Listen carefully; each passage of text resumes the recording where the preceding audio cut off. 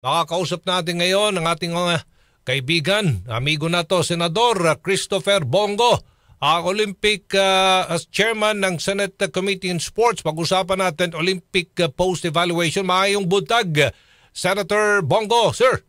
Magandang umaga po, Boss Aljo Bendijo at sa mga tagapakinig ng programang Straight to the Point ng DCXL RMN na may buntag sa inyong tanan. Magandang umaga sa mga kababayan kong Pilipino. May buntag, Sen.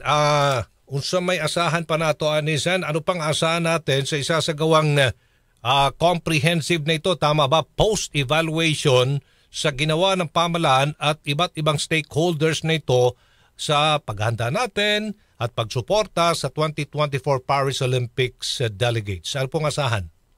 Una-una, congratulations po sa lahat, sa lahat ng nanalo at sa hindi nanalo, sa ating mga athletes.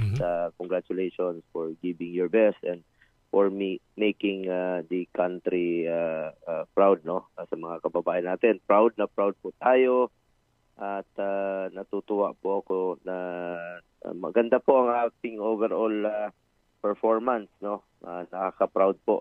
Unang-una, pansinin niyo po sa mga nakaraang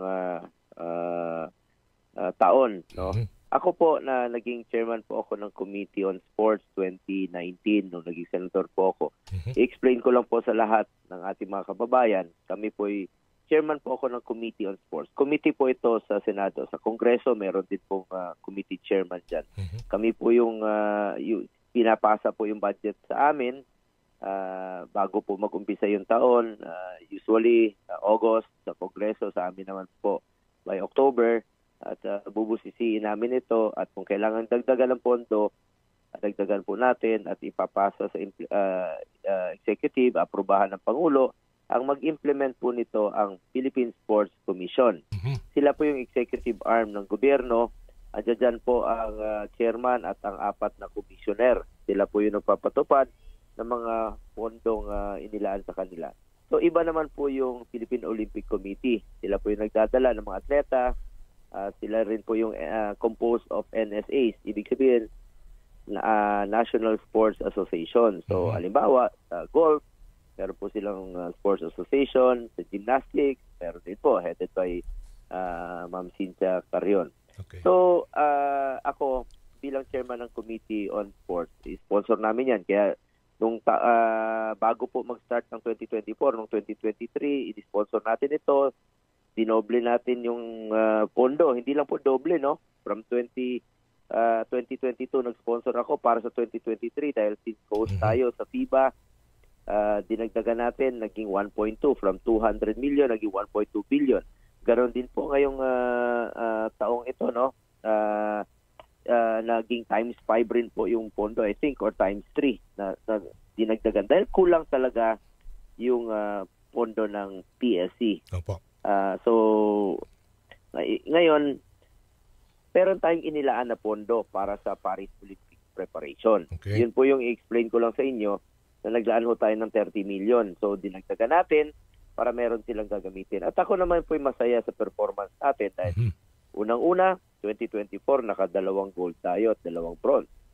Noong 2020, na ano po ito, natuloy po ang Tokyo 2020 Olympics noong 2021, meron tayong 1 gold, 2 silver, and 1 bronze. Ibig sabihin, 4 na medalya pa rin po.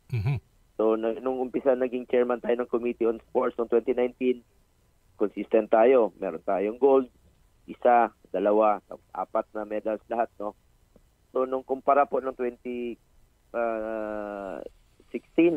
sa Rio Olympics, wala tayong gold, 1 silver lang, walang bronze. London, 0 tayo noong 2012. Atrasan natin, Beijing 2018, 0 din tayo. Opo.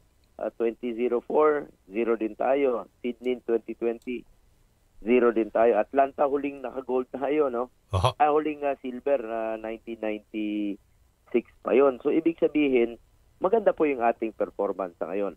At ngayong taong ito, kumpara po sa mga Southeast Asian countries, nangunguna tayo. Philippines, nangunguna tayo kumpara sa Indonesia na naka-2 gold pero 3 medalya po ang